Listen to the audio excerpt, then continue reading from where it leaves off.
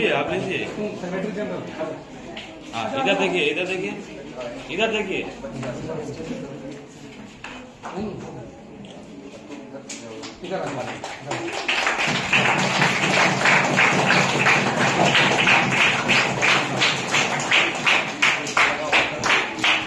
देखो इधर देखो,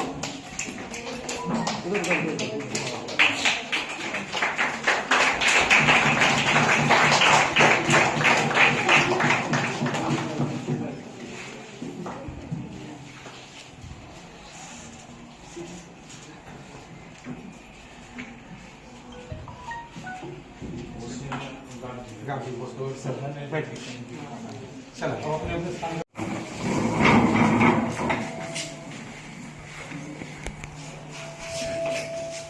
Please be seated.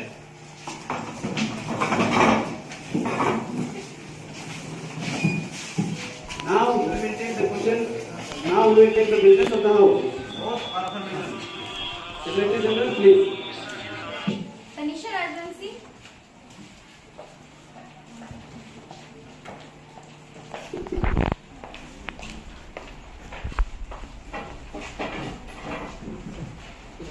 Madam, you want to take over organization? In which language? Okay, ma'am.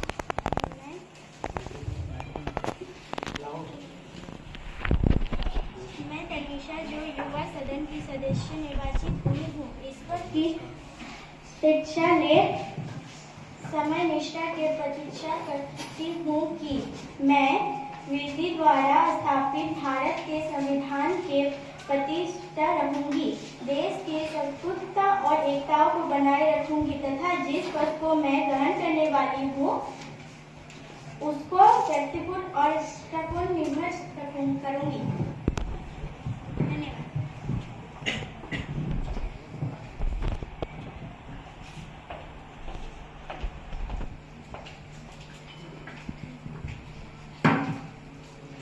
Miss Pooja Mehar.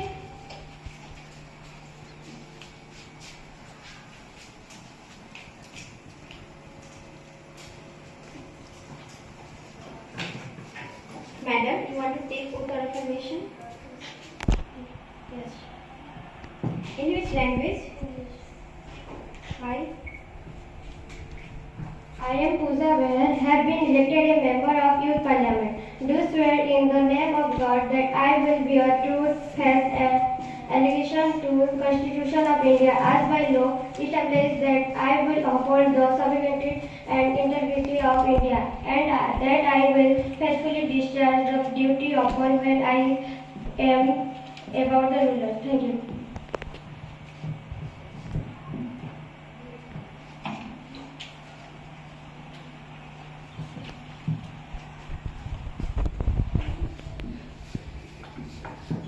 Miss Archana Sahu.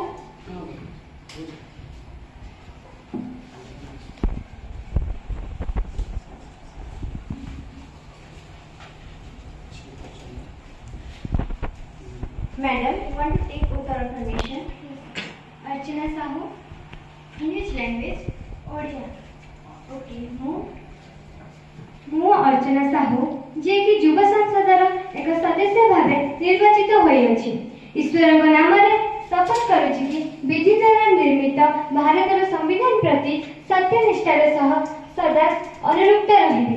ଭାରତର ସାର୍ବଭୌମତା ଏବଂ ଏକତାକୁ ସମ୍ମାନ ଜଣାଇ ମୋତେ ଯେଉଁ ପଦ ମିଳିବାକୁ ଯାଉଛି ମୁଁ ତାହା ପ୍ରତି ନିଷ୍ଠାର ସହିତ କାର୍ଯ୍ୟ ନିର୍ବାହନ କରିବି। ଧନ୍ୟବାଦ।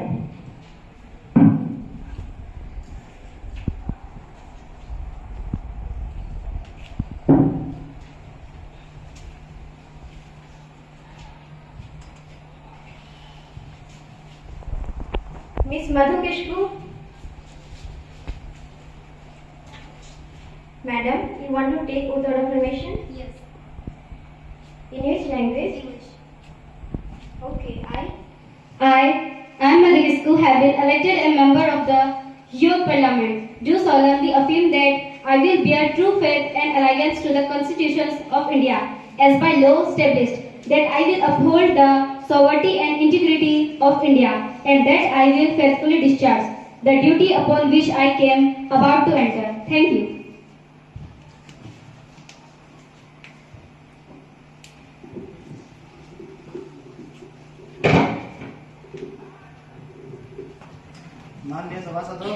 बड़े दुख के साथ कहना पड़ रहा है कि श्री नीतेश दया भाई पटेल जो बीते लोकसभा के सदस्य थे, उनका 80 साल की उम्र में निधन हो गया है।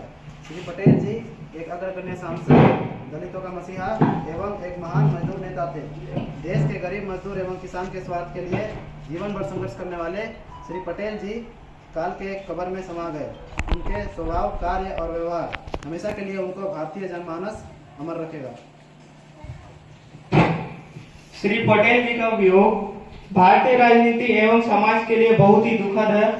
वह एक अच्छे मित्र, सच्चा व ईमानदार राजनीतिज्ञ एवं जुझारू नेता थे। उसकी जगह का पूर्ति नहीं हो सकता और उनके द्वारा किए गए कार्य वर्तमान एवं भावी पीढ़ी के लिए आदर्श बना रहे। मैं ईश्वर से प्रार्थना करता हूँ कि उनकी आत्मा को शांति दे तथा उनके परिवार को इस दुख भरी घड़ी से उभरने का संबल प्रदान करे।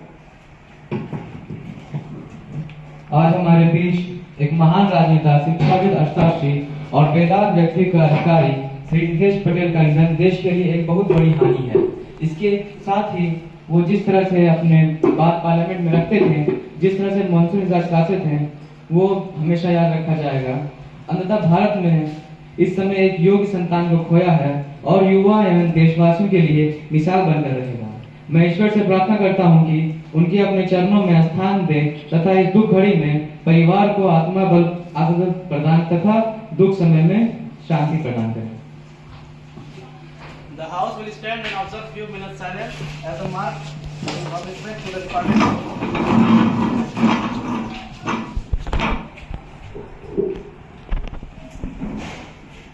Please be seated.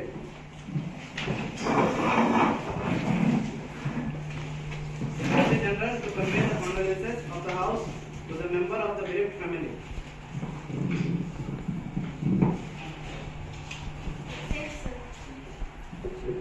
New ministers be introduced. Prime Minister, please. मैंने कुछ नेताओं का चयन किया है, जिसमें Pankaj Kumar Pal railway minister, Shivraj Farhana industries minister और Kripa Kumari education state minister. धन्यवाद। Now we will take the question hours. Question number 501, Shrimati ज्योति कुमारी चौधरी। माननीय अध्यक्ष महोदय, मैं आपके माध्यम से माननीय स्वास्थ्य मंत्री से कुछ पूछना चाहती हूँ। क्या माननीय स्वास्थ्य मंत्री यह बताने की कृपा करेंगे कोरोना काल में हमारे कितने नागरिक मारे गए, सरकार ने उसे रोकने के लिए क्या सार्थक प्रयास किए, और जो बच्चे अपने घर से बेघर हो गए या जिसके माता पिता का साया उनके ऊपर ना रहा, उनके लिए आपकी सरकार ने क्या प्रयास किया। Honorable Minister of Health and Family Welfare, Health Minister Shrimati प्रीति कुमारी साहब, प्लीज। माननीय अध्यक्ष महोदय, मैं आपके माध्यम से पूरे सदन को यह बताना चाहूंगी कि कोरोना काल में हमारे देश में 6 लाख से भी ज्यादा नागरिकों की मृत्यु हो चुकी है। यह बड़े ही दुख की बात है। यद्यपि अन्य देशों से तुलना की जाए तो जैसे कि यूएसए और यूरोप, तो यह संख्या बहुत ही कम है। माननीय अध्यक्ष महोदय, मैं विपक्ष के दूसरे सवाल का जवाब देना चाहती हूँ। इसके तहत कोरोना महामारी बहुत ही बड़ी है, जिसकी रोकथाम के लिए बहुत ही कड़ाई से लॉकडाउन को लागू किया गया था और लॉकडाउन अभी भी लागू है, और इसकी रोकथाम के लिए टीकों का भी विकास किया जा रहा है, जो कि बहुत ही बड़े स्तर पर किया जा रहा है, और ये टीके लाभदायक भी सिद्ध रहे। सिर्फ हमारे देश में ही नहीं, विदेशों में भी यह टीके सराहनीय रहे हैं, और बड़े ही खुशी की बात है कि 200 करोड़ से भी ज्यादा टीके लगवाने का कार्यक्रम सफल हुआ है। कोरोना महामारी के कारण जिन बच्चों, जिन माता पिता, सगे संबंधी, परिजनों का बिछड़ाव हुआ है, जो बच्चे अनाथ हो गए हैं, जो गरीब हैं, उनके विकास के लिए, उनकी पढ़ाई लिखाई के लिए, उनकी शिक्षा के लिए, उनके पालन पोषण के लिए सरकार व्यय कर रही है। जब तक उन बच्चों को कोई रोजगार या साधन प्राप्त नहीं हो जाता, आय का साधन प्राप्त नहीं हो जाता, उन बच्चों को पढ़ाने लिखाने का जिम्मा सरकार के ऊपर है। धन्यवाद। No sir. Question number 502, Shri Rohit Bhagat, please. माननीय अध्यक्ष महोदय, मैं आपके माध्यम से वन एवं पर्यावरण मंत्री से ये जानना चाहता हूँ, वर्तमान में हमारे देश में कितने प्रतिशत भूमि पर वन है तथा सरकार इसे बढ़ाने का क्या मापदंड अपना रही है।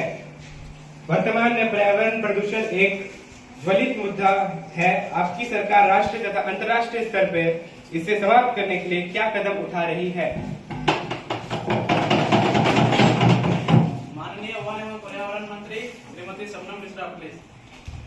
माननीय अध्यक्ष महोदय, मैं आपके माध्यम से पूरे संसद को ये बताना चाहती हूँ कि इस समय भारत के कुल भूमि में से 24.62% हिस्से में वन है।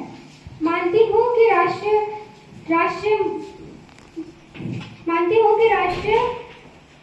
मानक से ये बहुत कम है, लेकिन हमारी सरकार पिछले सरकार की तुलना में ज्यादा संवेदनशील और इसको बढ़ाने की पूरी तरह कोशिश कर रही है।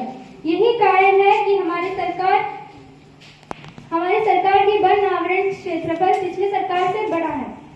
हमारा सरकार नागरिकों को जागरूक कर रहा है वन लगाने के लिए, और नागरिक भी पूरे तन मन से इसको सहयोग कर रहे हैं। पुनः सामाजिक वानिकी, कृषि वानिकी, अभयारण्य तथा जैव मंडल जैसे कार्यक्रमों को संचालित कर तथा वन महोत्सव जैसे कार्यों को अपनाकर देश में वन लगाने की क्षेत्रफल को वृद्धि किया जा रहा है। अध्यक्ष महोदय, हम जानते हैं कि पर्यावरण प्रदूषण एक ज्वलंत मुद्दा है जिससे हमारे जैव विविधता पर असर पड़ता है। इसलिए हमारी सरकार राष्ट्रीय तथा अंतर्राष्ट्रीय स्तर पर हो रहा हर कार्यक्रम पर अपना सहयोगिता प्रदान करता है, और इसके लिए जो मानक तय होता है देश में लागू किया जाता है, और इसके लिए देश को बहुत सारे अंतर्राष्ट्रीय संस्थाओं से प्रशंसा भी मिली है। धन्यवाद। Supplementary question number 503, Shri Shahrukh Ansari, please. माननीय अध्यक्ष महोदय, मैं आपके माध्यम से माननीय जल संसाधन मंत्री से यह जानना चाहता हूं कि बढ़ती जल संकट समाधान हेतु तो सरकार क्या कार्य कर रही है, और मानसून की अनियमितता की स्थिति में हमारी सरकार क्या कदम उठा रही है। माननीय जल संसाधन मंत्री श्रीमती शालिनी सोरेन, प्लीज। माननीय अध्यक्ष जी, मैं जानती हूँ कि जल ही जीव का जीवन है तथा जल विविधता इस पर आश्रित है। अतः इस महत्व को समझते हुए सरकार देश के शहरी व ग्रामीण क्षेत्र में बनने वाले मकानों पर वर्षा जल संग्रह व्यवस्था को अनिवार्य कर दिया है। सभी राज्य सरकार के माध्यम से देश भर में रहने वाले सभी पुराने कुएं एवं तालाबों का जीर्णोद्धार किया जा रहा है। सभी चापाकल के पास सब पीठ बनाया जा रहा है। इसके तहत कई डैम का निर्माण भी किया जा रहा है, जिससे भूमि जल स्तर हमारा बढ़ेगा तथा पानी की समस्या कम होगी। इस साल यद्यपि मानसून की अनिश्चित बनी हुई है और यह आज का प्रश्न नहीं है, अतीत और भविष्य में हुआ है और होगा। अंतर हमारी सरकार इस गंभीरता को समझते हैं। वर्षा पानी जो बह जाता है उस पर डैम का निर्माण कर रही है। सिंचाई के कई साधनों को विकसित किया जा रहा है। नदी जोड़ो योजना पर कार्य कर रही है। वर्षा जल संग्रहण सहित वाटर ग्रेड कार्यक्रमों को त्वरित कर रही है। अंत माननीय अध्यक्ष महोदय को बताना चाहती हूँ कि आने वाले 2 से 3 सालों में हमारे यहाँ जल प्रबंधन अच्छा होगा और इसकी समस्या नहीं होगी।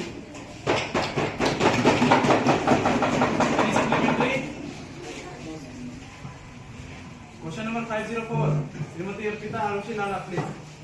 माननीय अध्यक्ष महोदय, मैं आपके माध्यम से माननीय परिवहन मंत्री से ये पूछना चाहती हूँ कि आए दिन जहाँ ट्रैफिक समस्या से जूझ रहे हैं, इसके लिए आपकी सरकार ने क्या प्रयास किया है? आए दिन रोड में गड्ढों का प्रमाण दिख रहा है। इस दिशा में आपकी सरकार क्या कार्य कर रही है? पेट्रोल डीजल के बढ़ते दामों को देखकर सरकार भारत में गाड़ी का नया रूप कौन सा ले रही है? माननीय परिवहन मंत्री माननीय सदस्यों को बताना चाहता हूं कि सरकार इस दिशा में काफी संवेदनशील और जागरूक है। सरकार शहर के भीड़भाड़ को देखते हुए बाईपास रोड और सड़क की चौड़ीकरण कर रही है। बहुत शहरों में इसका असर दिख रहा है। रोड में गड्ढे पिछले सरकार की तुलना में कम हुआ है। हमारे अंतर्गत जितनी भी सड़कें आती हैं, हमने उसे अंतर्राष्ट्रीय स्तर पर बनाए रखा है। जहां पर या जिस राज्य में हमारी सरकार नहीं है और उनके अधीन रोड पर गड्ढा हो सकता है, लेकिन राष्ट्रीय राजमार्ग साहित्य हमारी सरकार अंतर्गत रोड हमारे देखरेख में है और जहां मरम्मत कार्य सतत चलता रहता है जो मानक स्तर पर है, जो कई काम को करते रहता है। माननीय महोदय, पेट्रोल व डीजल का दाम अंतर्राष्ट्रीय स्तर पर आधारित है। अगर पेट्रोल का दाम बढ़ा जाता है तो हमारे सरकार को मजबूरन पेट्रोल का दाम बढ़ाना पड़ता है, जिससे वस्तु की धुलाई माल भाड़ा ज्यादा लगता है। हमारी सरकार विभाग की व्यवस्था में इलेक्ट्रिकल गाड़ी मोटर किफायती दाम में तेजी से ला रही है ताकि हमारा पेट्रोल व डीजल खपत तथा अंतर्राष्ट्रीय खरीद कम हो। हमारी सरकार इस दिशा में तेजी से कार्यरत है ताकि प्रदूषण भी कम हो और दूसरी पर निर्भरता भी कम हो। धन्यवाद। मैं आपके माध्यम से माननीय वित्त मंत्री से प्रश्न पूछना चाहती हूँ कि महंगाई से जनता इतनी परेशान है, फिर भी हर वस्तु का दाम सरकार क्यों बढ़ा रही है? वस्तु का दाम बढ़ने के साथ साथ सरकार खाने पीने के सामान पर और जीएसटी क्यों लागू करा रही है? सरकार का खजाना इतनी मजबूत है, फिर भी इतना बेरोजगार का दर क्यों बढ़ रही है? रही बात महंगाई की, तो मैं आपके माध्यम से इस पूरे सदन को बताना चाहती हूँ कि पिछले सरकार की अपेक्षा हमारे सरकार में महंगाई दर बहुत ही कम है। हमारी सरकार उस दिशा की ओर कार्य कर रही है जिस वस्तु की कमी है उसकी पूर्ति करने का प्रयास कर रहा है। यही कारण है कि खान पान की सामान पर ज्यादा कर नहीं बढ़ा है। हमारे विपक्षी दल को ऐसा लगता है पर ऐसा है नहीं। अब मैं अपने विपक्षी दल के दूसरे प्रश्न का उत्तर देना चाहूंगी कि जीएसटी हमारी सरकार की कर प्रणाली है। किसी भी देश के संचालन तथा उसकी मजबूती का आधार अर्थव्यवस्था होता है, लेकिन हमारी सरकार भी खान पान की वस्तु पर जीएसटी नहीं लगाई है। हमारी सरकार ने पैकेजिंग और बंद वस्तुओं पर जीएसटी लगाई है, जो कि अनिवार्य है। हमारे सरकार ने डिब्बे बंद पैकिंग की गई वस्तुओं पर जीएसटी लगाई है, जो कि अनिवार्य है, जो देश की अर्थव्यवस्था के लिए आवश्यक है तथा इसे बहुत ही कम प्रतिशत पर लगाया गया है। अब मैं अपने विपक्षी दल के तीसरे प्रश्न का जवाब देना चाहती हूँ कि हाँ, ये सही है कि पिछले सरकार की अपेक्षा हमारी सरकार में खजाना बड़ा है, खजाना मजबूत है, ताकि हम राष्ट्र सरकार अंतर्राष्ट्रीय पर कमजोर न रहे। रही बात बेरोजगारी की, तो पिछले सरकार की तुलना हमारे सरकार ने प्रति व्यक्ति आय बढ़ा है। हमारी सरकार इस दिशा की ओर ध्यान दे रही है कि कोई भी नागरिक बेरोजगार ना हो, और हमारी सरकार ने कई बैंकों के साथ मिलकर बेरोजगारी की समस्या को दूर करने के लिए प्रयास किया है। धन्यवाद। सप्लीमेंट्री आपके माध्यम से माननीय शिक्षा मंत्री से प्रश्न पूछना चाहता हूँ कि पूरे भारत में एनईपी यानी न्यू एजुकेशन पॉलिसी 2020 लागू हो चुकी है, तो क्या ये नवोदय विद्यालय में भी लागू हुआ है? और दूसरा प्रश्न यह है, महोदय, आपके अंतर्गत कुल कितने नवोदय विद्यालय तथा इसका प्रति बच्चा कितना बजट है? क्या कारण है कि पिछले कई सालों से आपने इसका बजट नहीं बढ़ाया? और तीसरा प्रश्न यह है कि पूरे भारत में शिक्षा का व्यापक प्रचार प्रसार हो, इसके लिए भारत और आपकी सरकार क्या कार्य कर रही है? के माध्यम से सदन और पूरे देश को यह बताना चाहती हूँ कि आज पूरे देश में एनईपी 2020 लागू हो चुका है, जिसमें नवोदय विद्यालय भी आता है। भारत में 638 जिले में 661 नवोदय हैं, सिर्फ तमिलनाडु राज्य में नहीं है। यह विद्यालय आवासीय है, जहाँ शिक्षा सर्वोच्च स्तर पर की जाती है। जहाँ तक बजट बढ़ाने की बात है, हमारे देश के बच्चों पर पूरा ध्यान है। बहुत ही जल्द जो उचित होगा, नवोदय विद्यालय में रहने वाले बच्चों के रहन सहन, खान पान एवं शिक्षा हेतु बजट बढ़ाया जाएगा। माननीय महोदय, मैं आपको बताना चाहती हूँ कि इसकी सूचना बहुत जल्द ही मिल जाएगी। हमारी सरकार इस पर कार्य कर रही है तथा समीक्षा कर रही है। पूरे भारत में शिक्षा का प्रसार हेतु हमारी सरकार व्यापक कार्य कर रही है और कर रही है, जो कि एनईपी लाना और लागू करना, नए सरकारी स्कूल खोलना जिसमें नवोदय विद्यालय और केंद्रीय विद्यालय भी आते हैं, right to education act, training पर ध्यान, शिक्षा की गुणवत्ता पर ध्यान देना आदि है। Thank you.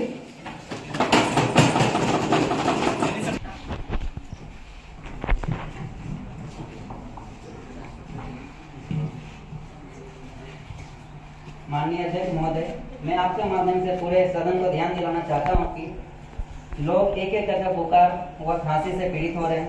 पूरे देश में फिर से कोरोना का डर फैल रहा है। माननीय स्वास्थ्य मंत्री इस दिशा से तत्काल कार्य करें तथा सदन को बताएं कि वो क्या क्या कार्य कर रही है।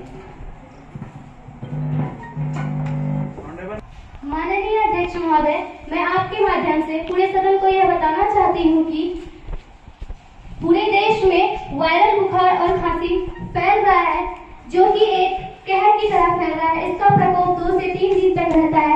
इसे कोरोना की तरह ना लिया जाए। हमारी डॉक्टरों की टीम तैयार है, जो हर जगह जाकर स्वास्थ्य सेवाएं पहुंचा रही है। मुफ्त में दवाई तथा चिकित्सा सुविधा भी उपलब्ध कराई जा रही है और जल्द से जल्द इस संक्रमण को रोकना भी सफल हो जा रहा है और ये 2-3 दिन तक में ही रहता है। धन्यवाद। On my own behalf and the honorable members of the House, I have a great pleasure in extending our warm welcome to Her Excellency Miss Prachi Priya, Speaker of the British Parliament, along with a team of British Parliament delegation, Miss Neha, Deputy Speaker of the British Parliament, Mr. Alpha Marandi, Honorable Member of the British Parliament. It is a very high-power delegation. The delegation arrived from Sunday last. They are now seated on the special box. We wish them a happy and faithful stay in our country. We also convey our warm greeting and best wishes to them, to Her Majesty, the Queen of Britain, the Prime Minister, Parliament, the government, and friendly people of Britain.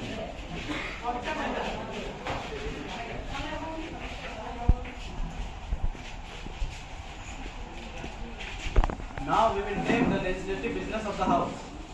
Honorable Minister of Water Resource to introduce the bill. Srimati Sarojini Soren, please.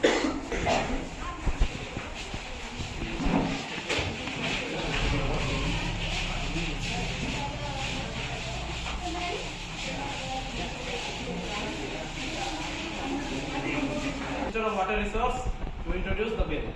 Srimati Sarojini Soren, please. Honorable Speaker, sir, I beg to move for leave to introduce the Interconnection of Indian Rivers Bill 2019, please. The question is that leave be granted to introduce the Interconnection of Indian River Bill 2019. Those who are in favor will please say aye. I think the ayes have it, the ayes have it, the ayes have it. Leave be granted. Motion moved. The bill is passed. I think the Indian Rivers Bill Protection Bill 2019 passed. Now the House is urgent to meet again tomorrow at 11 a.m.